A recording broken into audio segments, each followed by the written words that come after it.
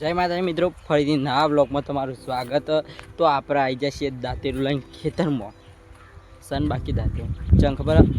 તો તમને ખબર કાલે આપણે ખપ્પો કઢાયો હતો કપ્પાવાળા. તો અત્યારે ક્યાં આપણે ગારા સાફ કરવાના. તો મારા મમ્મી ને પપ્પા બે પહેલાંથી આવી ગયો અને આમ આપણે આવી છીએ. બપોરે આવ્યા હતા 12 વાગે.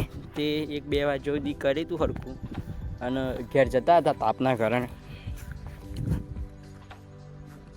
જો મકરાના સિંહમાં ગારા અને જો આયલાસ આપણા ભાના ભટ્ટા આપણા નહીં ભાના. તો જો ગાઈસ આયલા ઢગલા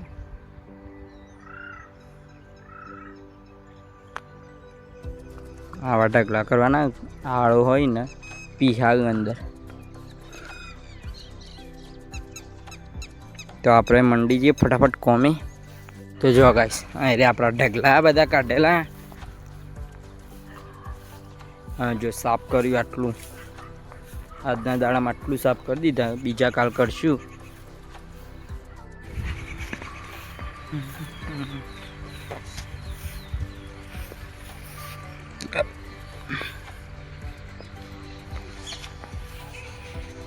ગાઈસ આપણે ચોમામ જો ચંદન આવરતથી આવી ગયો.